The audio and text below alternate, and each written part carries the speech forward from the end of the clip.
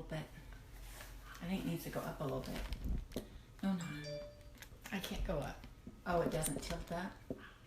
That's a little bit better. I got a ding. I got a ding on my phone. Is that because we're live? Oh, it could be. It could be because I put your name on there.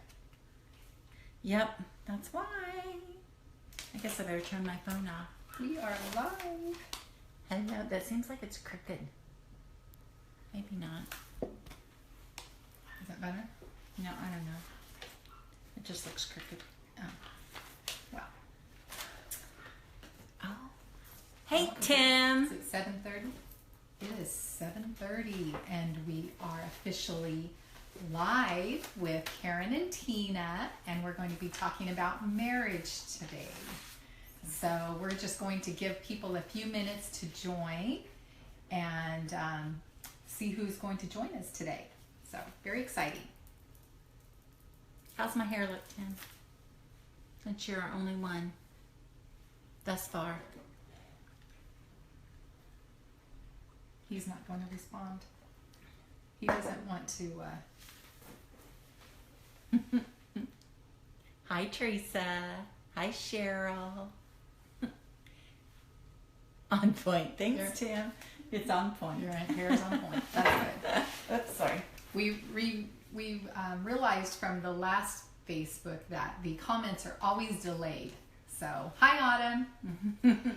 So we will have to give a few minutes when we ask a question to make sure that everybody has a chance to respond. So we are just waiting for people to join. We didn't plan on matching, but I noticed that when I walked in too that our shirts are similar. Oh, that we're matching? That's funny. Okay. Hi, Sharon. I'm going to try apologize for last time when I kept kicking the table. Scooted back a little bit further. We got it set up so you don't see Karen's pedicure today, so I'm glad you can't see my pedicure. We're learning either, from our mistakes. I am in a desperate need for a pedicure. If you could see them, you would understand. So, anyway, all right. So we've got a few people already online. So did you want to tell them what they can do to enter into a drawing we have? Yes, we decided that we'd add a little bit of fun tonight.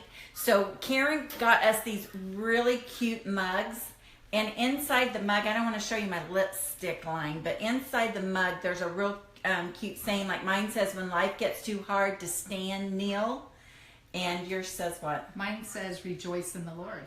And so we decided we'd do a little giveaway, and not these mugs because we're drinking out of them, but we're going to give 2 mugs away. And to enter into the drawing, you need to tell us your name, your marital status, and if you're married, how long you've been married. And then we'll announce it on, I don't know, the website or however you announce it. I'm not techie like that, but then we'll announce it. Who gets 2 mugs? Aren't they cute? They're really cute. I think they're adorable. Yeah. Love them, love them. So, hi Lori, hi Cindy. We have a few more people joining. So we are thankful that all of you guys have been able to join us. Tina and I were actually, we did this a couple of weeks ago on parenting, and we had such a good time with it, so we wanted to meet up again, and we thought we were going to continue on parenting, and we still might do some more on it. But we are going to actually talk about marriage.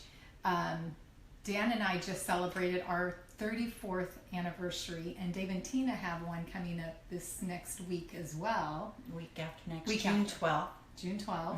And we'll be married 35. 35 years. So we're interested to see how many of you have been married over 30 years, or even less. It's whatever. I'm just anxious to see how long you guys have been married. So Cheryl looks like she put in there 3 years. Have you guys been married 3 years already? Already. Really? Crazy. Okay. Time goes by fast. Yeah, it does. It goes really fast.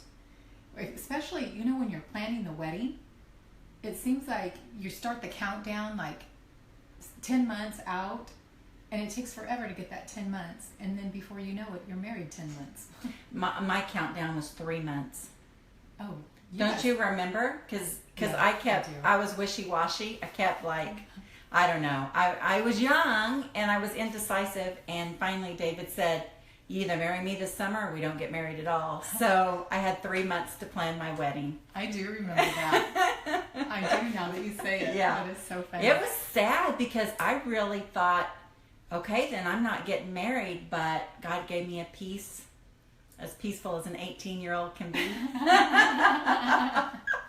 And so we got married in 3 months, yeah. Oh, gosh. We had a long-distance relationship, for those of you that don't know. I'm from Oklahoma and David is from California, and so every 3 months we would fly back and forth to see each other, and I think he was tired of that. So, So we've had a few more people join. Hi, Kathy. Hi, Heather. is that my Kathy? Kathy It Salee? is your Kathy. Hi, Kat. Yes. So we've had a few more join. So glad you could join us. And so we were just talking about Tina's 3 month of planning her wedding. It wasn't like I hadn't already had it planned in my mind. It was just, I had a year. I had a year to get married. But originally our first wedding date, I believe, was late June. And then we ended up getting married earlier because Dan was in a training program for Sunkissed, and they were sending him to Ventura to train.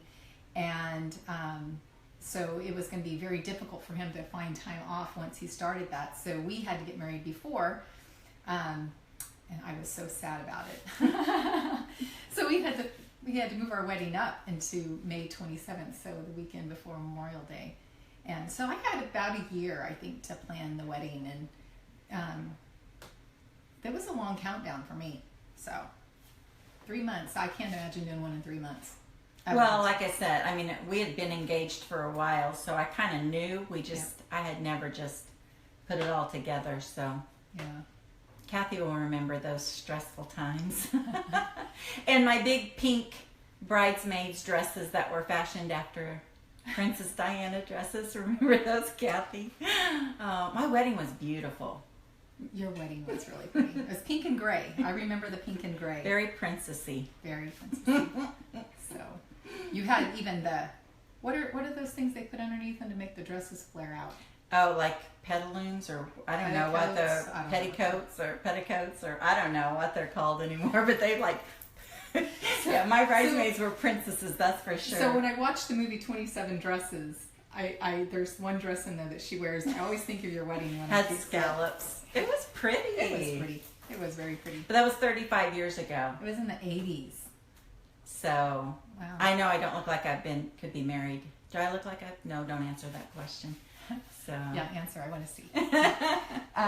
So anyway, speaking of talking about planning, weddings and our marriages, isn't it interesting though that most of the time our brides, once our men ask us to marry them, we are full mode, ready for the wedding. We are just treading down that road of what's going to be my colors, where am I going to get married at, who's going to be in the wedding party, and all of those things. We're so busy planning the wedding that what do we fail to plan for? the marriage. The marriage. Yeah.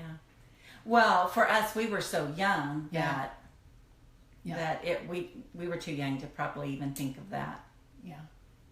Yeah. So, We were 18-year-old brides.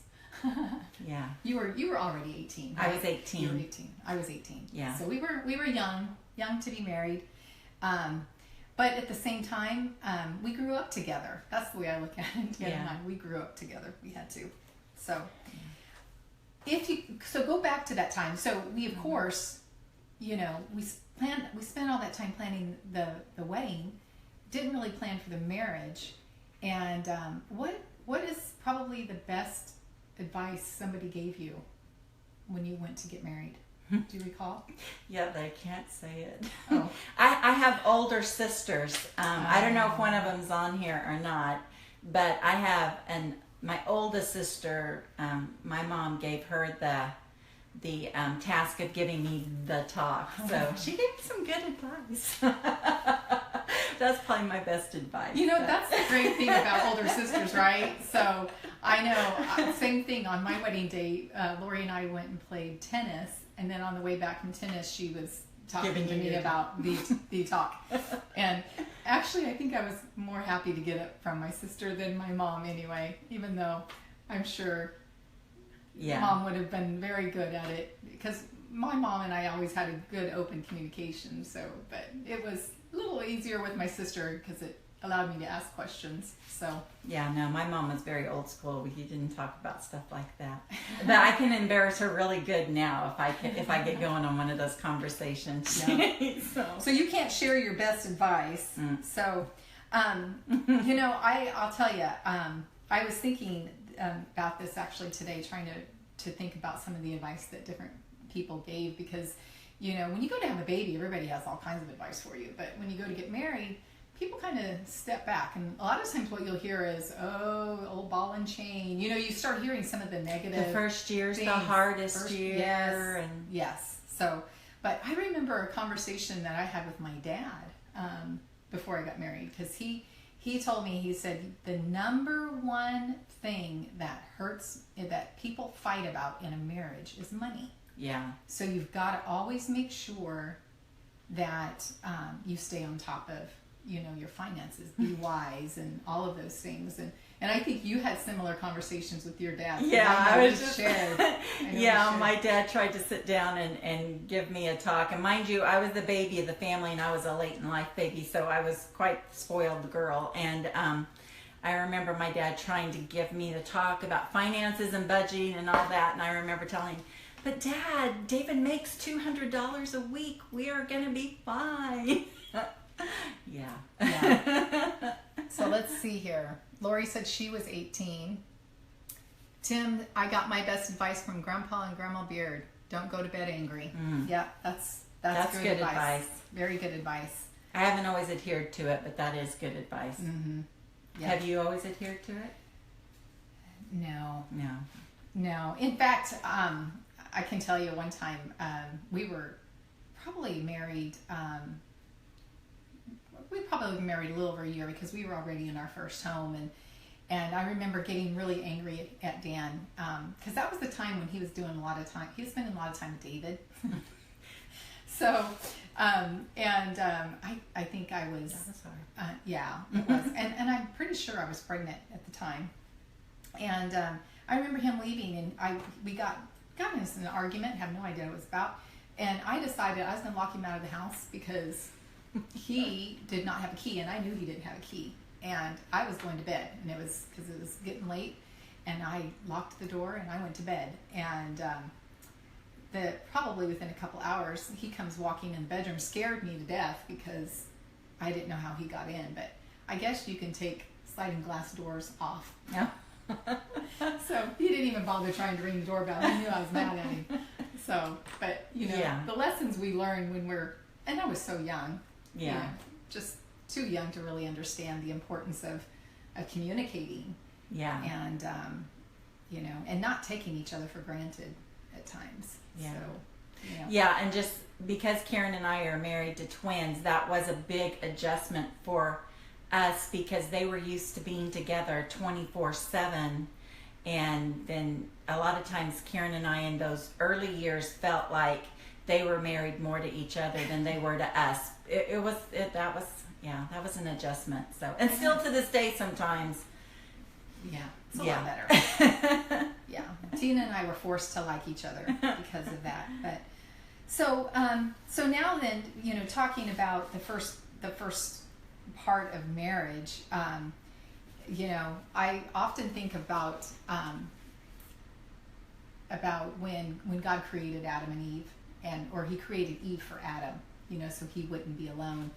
And it goes back to the time when it talks about them being naked in the garden. And I always look at that as being like the honeymoon time. That's the time that, you know, seriously, that's the honeymoon time.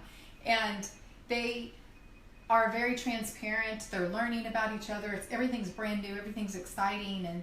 And then suddenly, you know, things start to creep in. And, in the case of Adam and Eve, the serpent began to do a, kind of a taunting, of Eve and trying to already at the very beginning break that relationship, right? Mm-hmm. And then I think we kind of see that same thing in our marriages.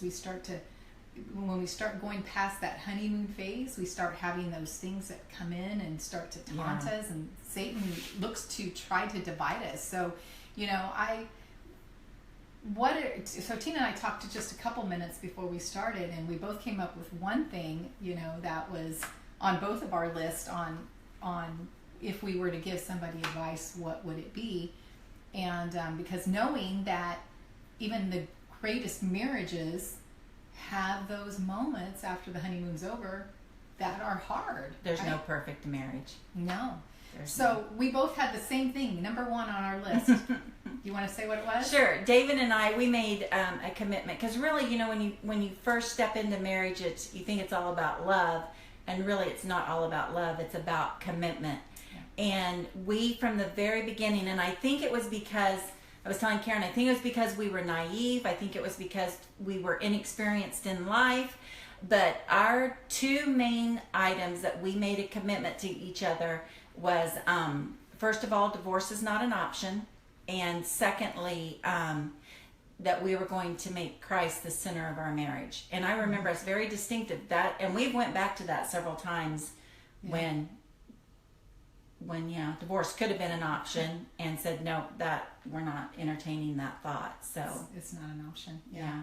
And I think if you both go in with that thought that it is not an option, that we are going to always work through it, 9 times out of 10 you can work through it. I mean, there are times when things happen and we're not going to put any condemnation on anybody that has gone through divorce at all, because we know that that's a very painful time in people's lives. And so please don't take that, in any way. But I know we had the same conversation, Dan and I both.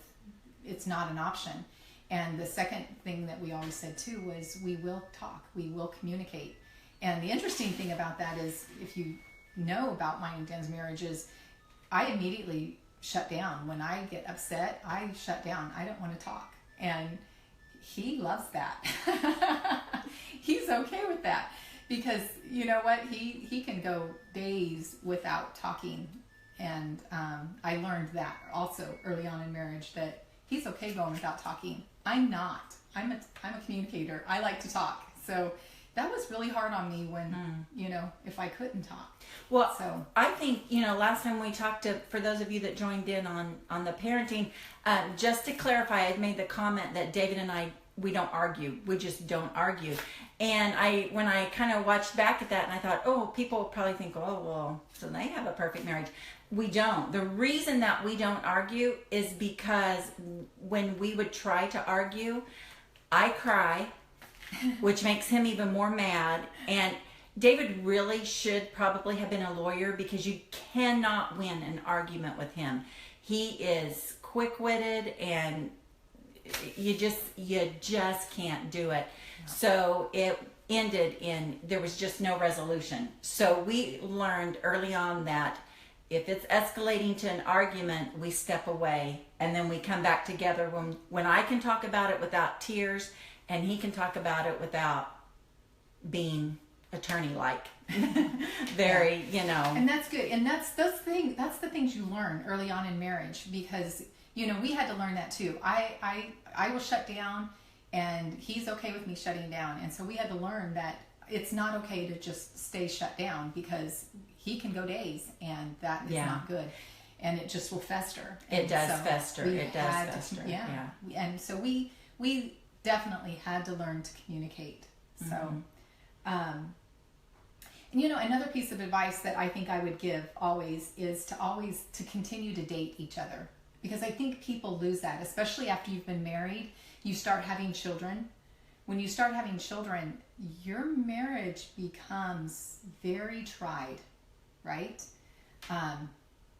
It's a time when you don't get a whole lot of sleep.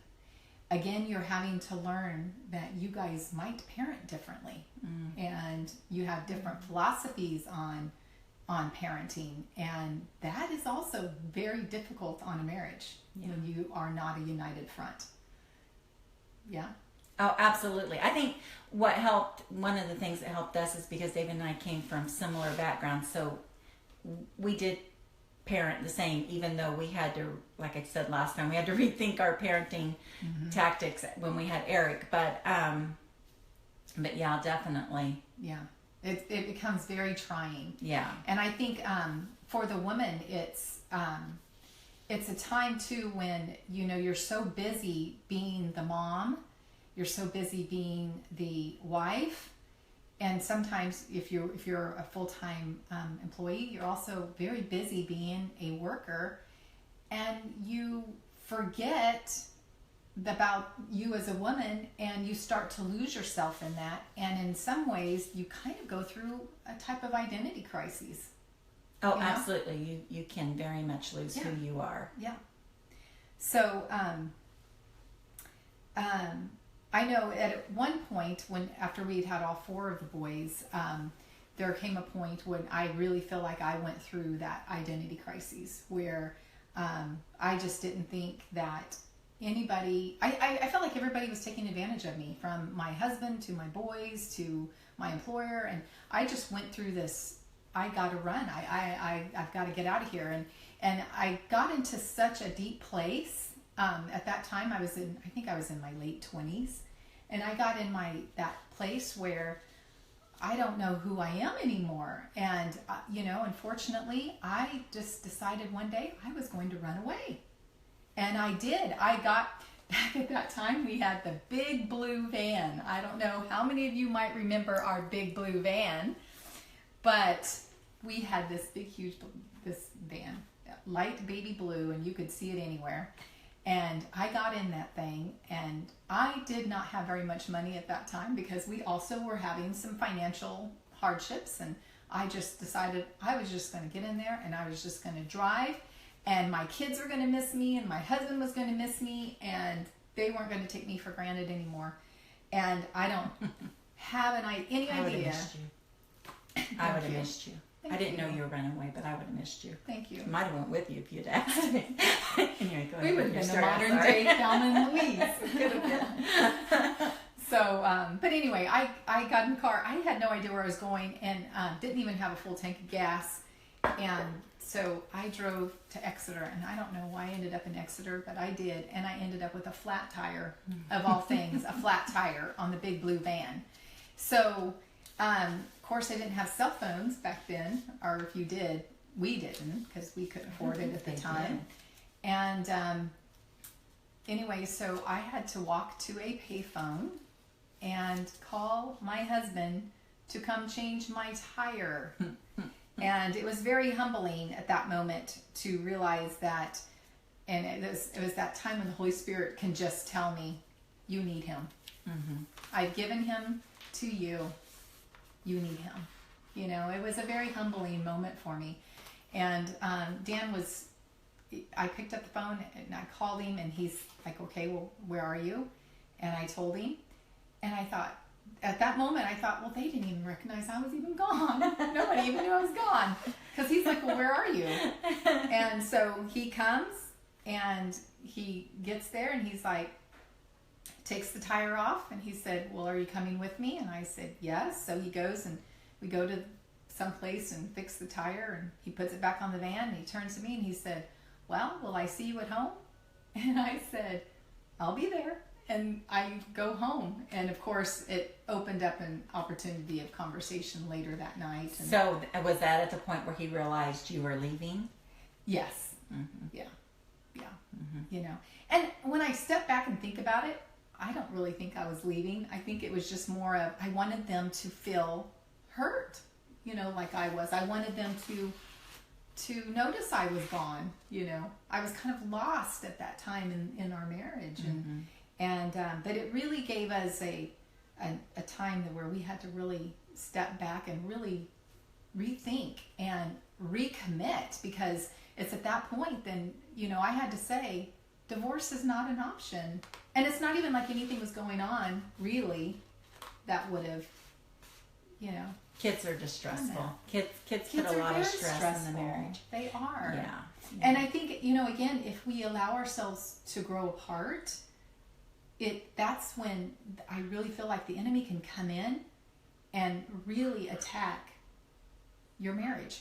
That's when the doubt of, the seeds of doubt can be put in, and that's when everything becomes huge when it's really not. I mean, like I said, I can look back at it now and just think, what was I thinking? So trivial. But at that moment in my life, it was huge how I felt. I was lost, on who I was. Yeah. So, but, thank God that at that moment, I got the flat tire, and I thank God for that all the time. And then just that the Holy Spirit would just minister to me right there in that moment. I mean, I couldn't have orchestrated that any better. Yeah. So, and I said all of that to just say, the importance of dating each other. Men and women continue to date, especially after you have your children. So that may be once a month, once a week, and it doesn't even have to have money. I mean, you can do it in your backyard. You can go take a picnic in your backyard and walk a park. There's things you can do. I remember now. We parented different because we didn't date. Anywhere we went, our kids went with us. We didn't take trips without them. We didn't go to dinner without them. Even once we got children, our anniversary celebrations, we were celebrating our family, so we always included our kids in it. But I do remember one time reading how Dennis and Barbara Rainey always made a point to have that date night, and they had just in their bedroom a little table with 2 chairs, and they had dinner in their bedroom, and their kids knew when it was date night they would put kids to bed, and they were not to get up to come in and interrupt mom and dad because they were having their date night. So it doesn't, like you said, it doesn't even have to be far away. It can just be just a time of reconnecting. Didn't you guys too used to, I think there was a point in time when you guys decided for 30 minutes an evening you would sit and talk to each other? Couch time. Couch time. Yep. It was, because communication was really huge to me, and Dan's not a natural communicator. He's happy to be quiet, and but it was, and he recognized that it was huge. But we had started using this process called couch time, where 30 minutes a day after I would get home from work, the kids knew it's couch time, stay in your room, it's time for mom and dad to just talk. And he would just let me talk. He would just let me tell him everything about my day, and he wouldn't even try to fix it.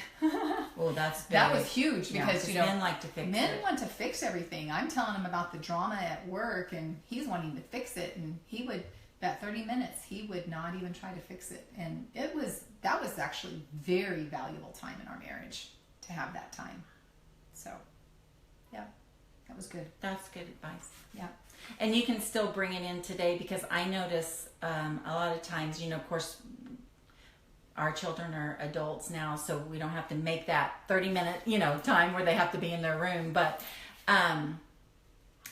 what you do have to be aware of, not the children interrupting, but your iPhone interrupting. Yes. So it's really easy to come in, instead of sitting and communicating, just grabbing that iPhone out and start, looking at Facebook or Poshmark or whatever you're on. So you have to be really, really careful.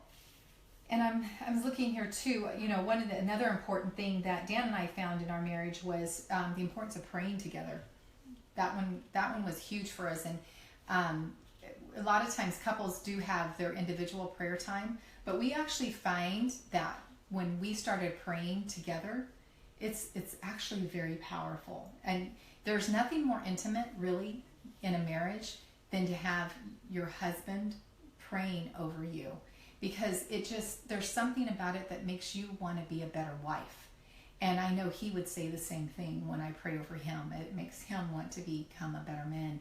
And that's not something we did all the way through our marriage, but it's something that we started putting into our marriage about 4 years ago. And it's a powerful thing, because we can really start to see God in our relationship, even to make us, even stronger in our relationship.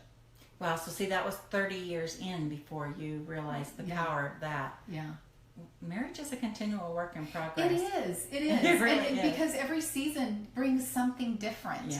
Yeah. And I think you said it earlier on, even a Christian marriage has its tough times. There's going to be, in fact, the Bible says when a man finds a wife, when he marries a wife, he bargains trouble, I think, or something like that.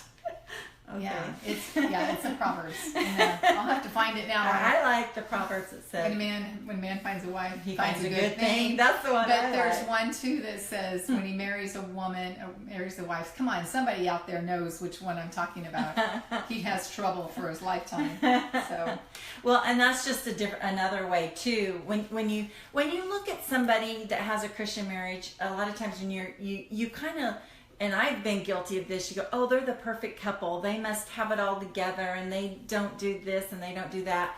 And really, if you could see behind the scenes, things do happen. But even with the prayer time together, David and I are still very different in that too, because we do still keep our own separate prayer times. We very rarely join hands and pray together. But I remember, and still to this day, one of my greatest blessings and joy has always been being in church worshiping with David. Yeah. Back in the day when we used to go down to the altar, yeah. Every service, I loved praying next to him. I love now worshiping with him in church. I don't know, there's something. That's one of my greatest joys of marriage. It's a different intimacy. It's just something different. And you know what? We have hit our 30 minutes. Oh my gosh, it's going to have to be part 2. We're going to have to do part 2. Oh, gosh, we didn't get to some of the good stuff. I know. This is crazy. I even had notes tonight. So, I wanted to talk. And we didn't even really kind of go through and see if you guys had any questions. Okay, look through there real quick. Let me go through the comments here really quick. Oh, lack of communication seems to be the root of all of our arguments. Whether over money, expectations, or something else, it always comes down to miscommunication or lack of communication. Mm-hmm. That's from Tim. That's awesome. Yeah, and because men and women see things differently, very, very differently. Yeah. And when you communicate, you do have to make sure you're communicating in a healthy way too, because sometimes my communication has not been healthy, and I can totally change the mood and where the conversation goes by my comments. So. Okay, so talk about the cups again. We're going to close tonight, and then maybe we'll pick up next Tuesday. This cup right here, you can't next Tuesday because it's my Norwex party. Oh, that's right. You're all invited. Well, we'll have to do it another night. Yeah. These cups, they're really cute. They're from, where did you get them in Fresno? Lifeway, and they have a little spiritual saying inside, so as you're drinking you get to see that. Mine says, when life gets too hard to stand, kneel. But we decided we're going to do a giveaway, so if you would like to be entered into our giveaway, I can't believe our 30 minutes is up. I know. Then put your name, what your marital status is, and if you're married, how long you've been married. And then, since we're going to pick this up again, give us some questions or something that you want us to talk about. We didn't even get into the funny aspects of marriage because I know. There's a lot of humor in marriage too. Oh, a lot. A lot of humor in marriage, so. Way too much. So anyway, but thank you all for joining us.